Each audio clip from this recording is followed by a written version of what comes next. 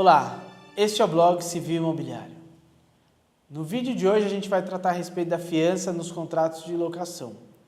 A fiança que é uma modalidade de garantia contratual normalmente utilizado nas locações e a fiança que também é palco de calorosas discussões jurídicas.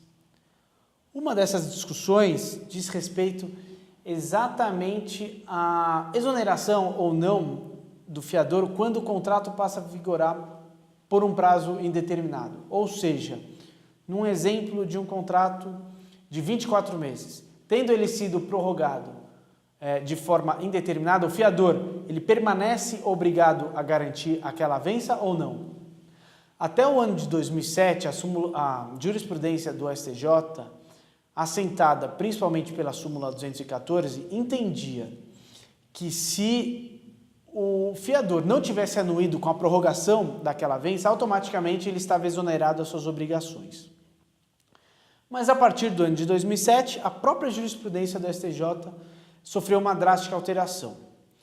Passou-se a entender que se o contrato tivesse uma cláusula determinando ao fiador que permanecesse obrigado até efetiva devolução das chaves, assim deveria ser. E o fundamento desse julgado, sobretudo porque o artigo 835 do Código Civil, como uma regra geral, a fiança, determina que sempre que o contrato passa a viger de forma indeterminada, a qualquer tempo, o fiador pode pleitear na realidade não, porque é um direito potestativo, simplesmente informar o locador sobre a sua exoneração.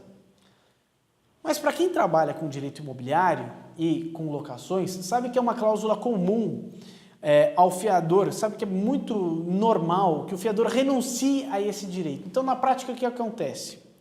Esse exemplo que a gente deu de um contrato de 24 meses, ele passa a viger por prazo indeterminado. O fiador poderia, portanto, simplesmente informar o locador da sua exoneração. Mas como ele renunciou ao artigo 835, na prática, ele permanece obrigado a garantir o contrato até a efetiva devolução das chaves. Isso pode se dar por quanto tempo? 10, 20, 30 ou eventualmente até mesmo a morte do fiador. E isso, como não poderia deixar de ser, passou a ser muito criticado pela doutrina. No ano de 2009, passou a viger a Lei 12.112 de 2009, que trouxe alterações à Lei do Inquilinato. Primeira dessas alterações, artigo 39. O artigo 39 determina que, salvo disposição em contrário, presume-se que as garantias contratuais são devidas, as garantias contratuais garantem o contrato até efetiva devolução das chaves. Mas e com relação ao fiador? O artigo 40, inciso 10, também determina o seguinte: caso o fiador receba uma notificação por parte do fiador da sua exoneração, ele pode notificar o locatário para que apresente uma nova garantia contratual no prazo de 30 dias, sob pena de despejo e mais, despejo com liminar. O que o dispositivo está dizendo por trás disso? O dispositivo está dizendo o seguinte: hoje não é mais possível que o fiador renuncie a esse direito, ou seja, sempre quando o contrato passar a viger por prazo indeterminado, ele pode a qualquer tempo pleitear, simplesmente informar o locador da sua exoneração. Mas e a figura do locador? Então o locador ele perde a sua garantia contratual e isso traz um grande prejuízo para ele? Na realidade não. Por quê? Porque uma vez informado ao locador da sua exoneração, o fiador fica obrigado a garantir o contrato por mais 120 dias.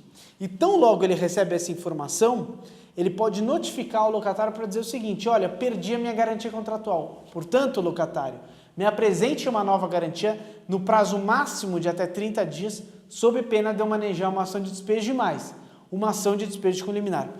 Portanto, o sistema ele ficou interessante para todo mundo, tanto para o locador, que pode agora tem instrumentos suficientes para garantir uma locação segura, e também ao fiador, que ele não permanece mais obrigado a garantir um contrato até a sua morte, por exemplo.